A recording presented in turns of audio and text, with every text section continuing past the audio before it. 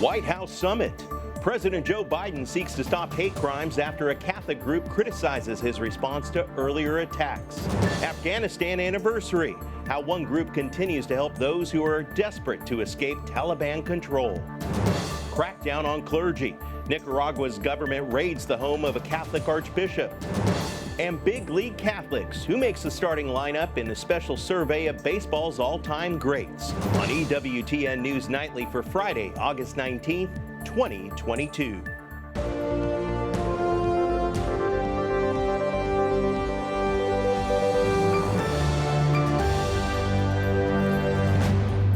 Hey, thank you so much for being with us tonight. I'm Eric Rosales in for Tracy Sable. Well, President Joe Biden makes plans to host a White House summit aimed at combating hate crimes and violence. At the same time, a new video rips the president over the administration's response to recent attacks on Catholic churches. Let's check in with White House correspondent Owen Jensen with the latest. Owen.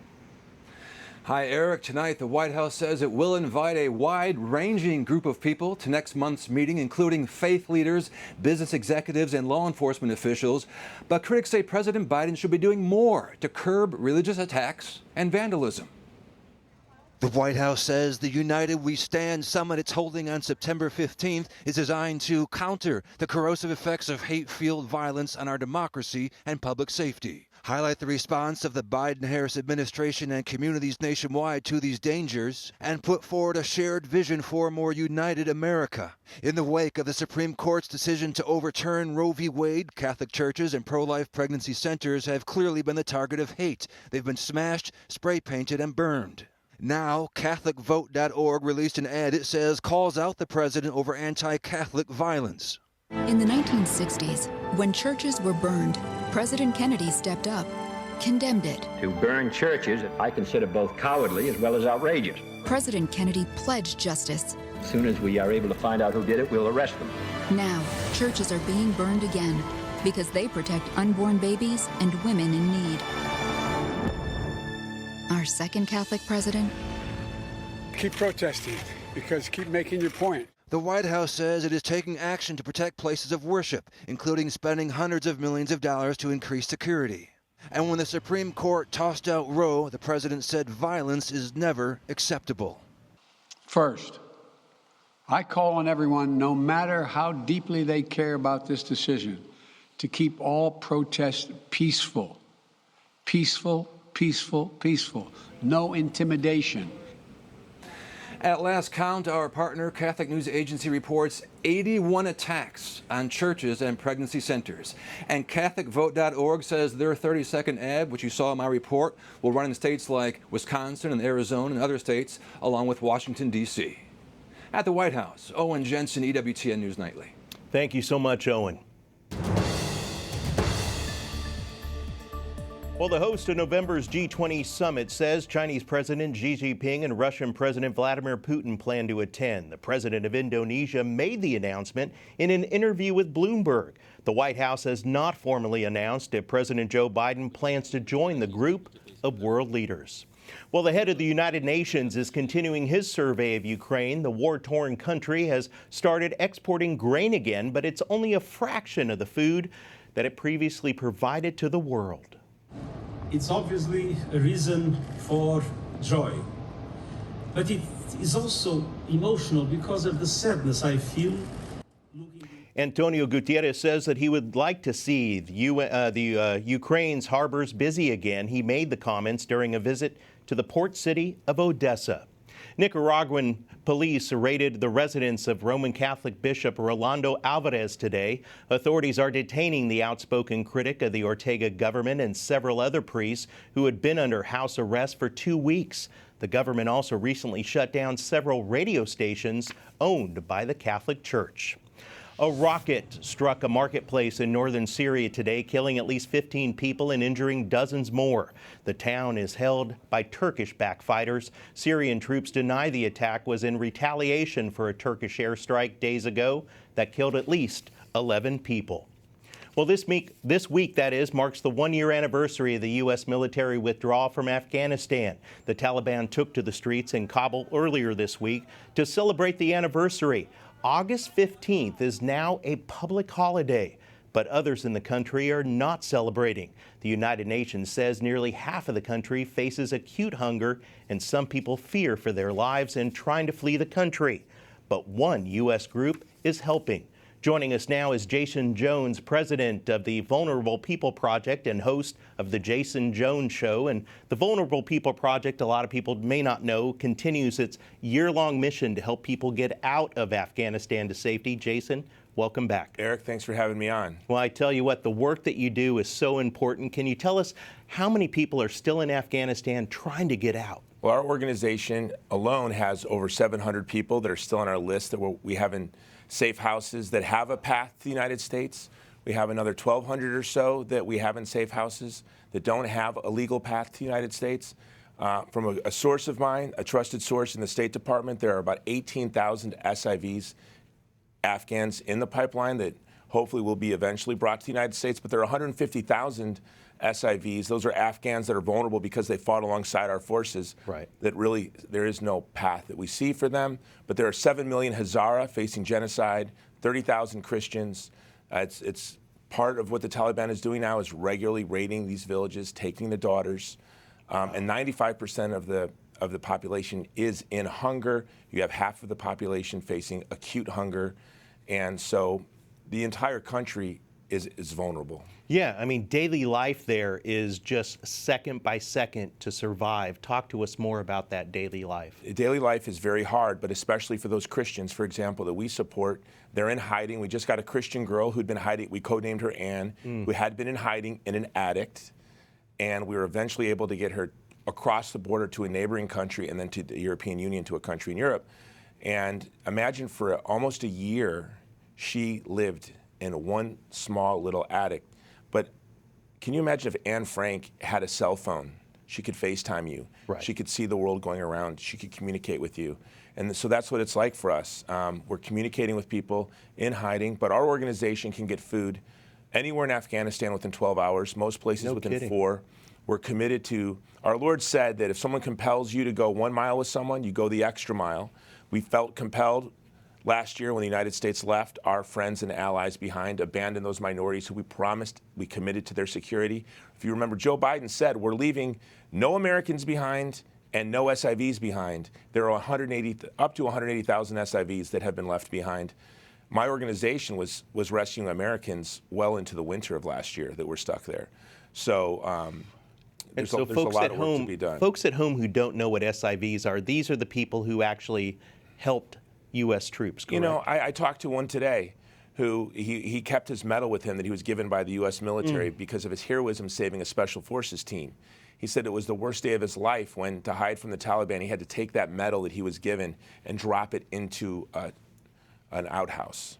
And he watched as that medal fell, because if he was caught with it, he would die. Yes, these SIVs are men and women who fought shoulder to shoulder with our men and women. They were brothers and sisters. They were cohorts. I was in the Army. You know, the Ranger Creed is, we will never leave a fallen comrade to fall into the hands of the enemy, and under no circumstances will I embarrass my country. August of last year, we abandoned our cohorts to the enemy. Last year, in August, we did something that was catastrophically embarrassing in front of the whole world. The Vulnerable People Project seeks to serve the interests of the American people, which is to serve our friends, to serve those Christian minorities, to serve the Hazara community facing genocide. We're not only doing it through rescuing, through evacuation, through safe houses. We also have a project we call Faithful Friend. We have schools, girls' schools, that were secured with armed guards, with closed circuit televisions. We have just put in a water system in a remote village. And we opened up our very first women's medical center, because now women are no longer allowed to go to the same hospitals as men. So there are parts of the country where women have no access to health care. So we opened up our very first women's medical center. We are committed to keeping our SIV friends safe, serving the Christians of Afghanistan, serving the minority communities of Afghanistan, serving the women of Afghanistan, to be the faithful friends. Yeah, I mean, this is, your organization just does so many things, folks. And, you know, if people want to help, if Catholics want to help out there, what could they do? Well, our website is thegreatcampaign.org. St. John Paul the Great asked us to launch a great campaign in service of human dignity. That's what we do at the Vulnerable People Project.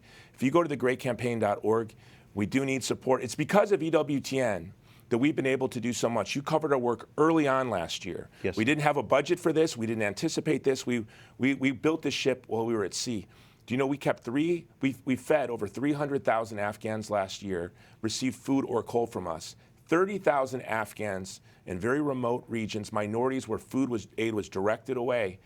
30,000 were kept alive thanks to, in a large part, the audience of EWTN that went to thegreatcampaign.org and donated. And that's why I cannot thank you enough. By the way, even when they're in hiding, they have access to the internet. Right. They see these news clips, and it gives them hope.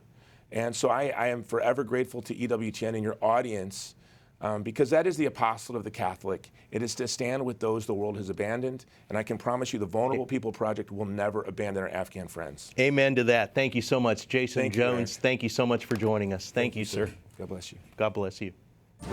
Coming up, an update on accusations of abuse against a high-ranking Vatican official.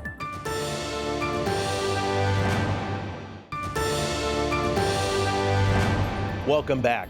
A Michigan judge has blocked county prosecutors from enforcing the state's abortion ban, which dates back to 1931. It would prohibit abortion in all instances except to protect the life of the mother. 2 Republican prosecutors plan to appeal. Well, meanwhile in Kentucky Supreme Court says the state's near-total abortion ban remains in place for now. The state's high court is considering arguments by abortion clinics. Pro-abortion groups vow to continue their push to overturn a pair of pro-life measures. And in Arizona, a judge is considering whether to allow the state to enforce a near-total abortion ban. The pro-life measure was passed in 1901. It has been blocked, that is, for nearly 50 years. The case is being revisited following the overturning of Roe v. Wade. Well, the Vatican says that it will not hold a trial against a cardinal over allegations of sexually assaulting a woman. Cardinal Marc Ouellet, the former Archbishop of Quebec, was accused in a civil suit filed earlier this week in Canada. The Holy See says that its preliminary investigation found no reason to start a trial. Cardinal Ouellet was strongly denied any of the abuse claims. And joining us now is Andreas Thonhauser, Vatican Bureau Chief for EWTN News. Andreas, great to see you again. And what more can you tell us about this case and how the Holy See is playing a role in this as well? So, Eric, of course, this is a very sad and problematic situation also right now. A very high-ranking church official, Cardinal Ouellet, is accused of misconduct, of sexual abuse. And while the church wants to make sure that every victim of sexual abuse is being heard, not being ignored, not being brushed aside, but really a lot of attention is given to this, we also need to make sure that somebody is not being accused falsely, because a lot of damage can be done, as we've seen in the past with Cardinal Pell, for example, from Australia.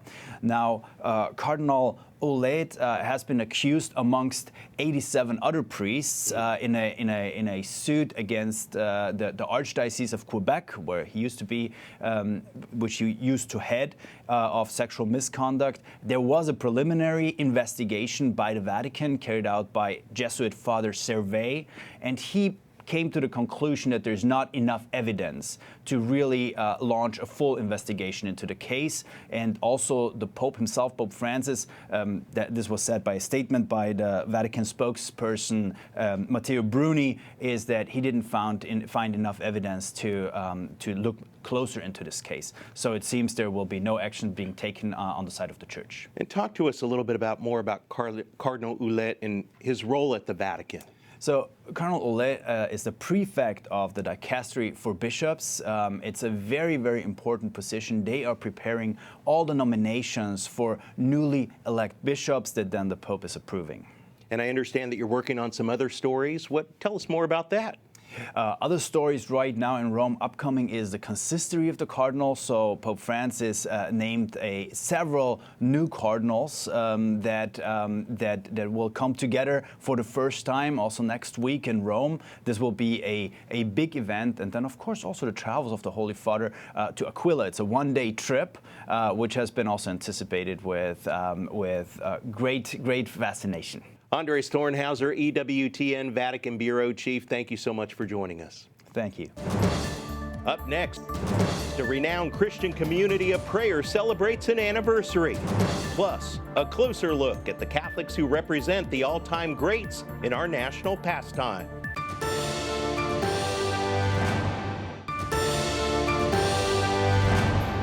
The Taize community is set to celebrate a very important anniversary. Tomorrow in France, the community will celebrate 82 years since its formation. In 1940, Friar Roger Schultz founded this community. It is composed today of more than 100 brothers from Catholic and Protestant traditions who come from about 30 countries around the world. And joining us now from France is Brother Emile, a member of the Taize community. Can you tell us more about your community and the principles that you've been carrying out there for more than 80 years? Yes, Taize is a community located in the small village of Taize. That's where the name of the community comes from. It's just the name of our village. And it's where Brother Roger, our founder, settled in 1940. It was the beginning of the Second World War. He began a community that would work for the unity of Christians. That was his dream, that there could be unity. He became very close to Pope John the 23rd and all the popes that came after John 23rd. And brothers came from different Christian traditions to form one community. That is how things began. And then the more surprising part is in the 60s and 70s, young adults started coming to Taize in large numbers. We are 2,000 this week, and it's about just as much every week of the summer. And they come for weekly gatherings with prayer, reflection on faith, and also how to prepare to be part of their church when they go back, how to be people of communion. And tomorrow is going to be a very special day for the community as you celebrate the anniversary since its founding. Can you tell us more about the celebration and what events are going to take place? Well, there's actually... we celebrate with great simplicity this anniversary. Brother Roger did arrive on the 20th of August, 1940. He came by bicycle. It was the wartime. It wasn't easy to travel. Right. And he was looking for a house that he could buy where some young men could start to live a life of prayer, a monastic life, but also very open to trying to be present to today's world. And so tomorrow we'll be gathering for prayer 3 times a day as we normally do. And during the prayer, we'll remember Brother Roger's arrival here and his perseverance, because Brother Roger was 65 years in the village of Taize before he was killed here during evening prayer on August 16th, 2005. So we just celebrated also the 17th year of his death, a tragic death in 2005. Yes, definitely. And of course, the news of the day is also the president of the European Commission is going to be there Saturday, August 27th. Can you tell us more about this visit? Yes, it was just announced today that Mrs. Ursula von der Leyen, the president of the European Commission, will be coming to Taize for 2 days, actually. But on Saturday, she will speak to everyone. There will be some conversations just with the brothers of the community. One of the reasons I think for her coming is that Europe and the building of Europe has always been an important part of Taize. I mentioned that Brother Roger arrived here at the beginning of the Second World War. Germans came after the war to help build a sign of reconciliation. And the European family, I think, is always something that we have been interested in creating. For many years, brothers traveled almost secretly in Eastern Europe during the time of communism. To try to create links of friendship with Christians behind the Iron Curtain. So Europe has been an important part of our own adventure. And of course, we also welcome people from other continents, but we all realize that the European identity is something that can help other countries of the world as well. If the European community, with all its diversity, is capable of finding ways to live together in peace and to create together, it will help other parts of the world as well. Well, God bless you and many blessings to you and the entire community. Brother Emile, thank you so much for joining us today. Thank you, Eric. Thank you. And finally, tonight, a Catholic organization outside the nation's capital recently asked the public to vote on the all-time Catholic baseball all-star team, and the results are in. Check this out. The most votes went to Brooks Robinson at third base, and listen to this outfield: Babe Ruth, hammering Hank Aaron and Joe DiMaggio. Nearly 2,000 people cast their ballots. Catholic Athletes for Christ researched more than 90 former players and broadcasters who were Catholic and even noted if they were members of the Knights of Columbus. And joining me now is Ray McKenna, president of Catholic Athletes for Christ. Ray, thank you so much for joining us. I got to tell you, as a former ball player myself, this is exciting news. Some of the names on the list: Yogi Berra, Derek Jeter, Whitey Ford. Were you surprised by all the great baseball players that were Catholic? It's good to be with you. And yes, I was. When we began putting the list together, we maybe had about 50% of the final list. And we kept researching and inquiring and found more and more. And you look at the depth, I believe almost all the selectees, with the exception of two, and all of the runner-ups are all in the Hall of Fame. The depth and the breadth of the Catholic baseball community is astounding, I would say. Now, give us some of your favorite faith-based nuggets that you found during your research. Well, as you noted, we denoted all of the members, all the Catholic members of the Hall of Fame, who are quite plentiful, who are also were Knights of Columbus or are Knights of Columbus, who are quite plentiful. That's great. And in addition to being Catholic, there are a number of the representatives here. I'll just pick two. Topically significant: Gil Hodges, who was posthumously inducted in the Hall of Fame at the end of this past July, and the late Vin Scully, who just passed away about 10 days ago, I believe, who is renowned, considered the greatest broadcaster, sports broadcaster, maybe broadcaster, period, of all time. And both had a deep and a vibrant Catholic faith. There's a story, a video about Gil Hodges on our website, the Gil Hodges story, which tells his amazingly deeply embedded Catholicism. And Vin Scully was the longtime lector at our Los Angeles Dodgers Mass. And there are so many great stories that emanate from Vin's role with Catholic Athletes for Christ and the Dodgers regarding his Catholicism. Exactly. As a Dodger fan, one of his, I know about this, one of his last recordings he made was the Rosary for your organization, correct? Tell me about that. That's correct, and we've had a renewed interest in the Rosary since Vin's passing. He and Kevin O'Malley of our organization put it together a number of years ago, and it's been our most popular item. People are just astounded. They say listening to Vin do the mysteries of the Rosary is almost like listening to the Lord Almighty himself speak to them.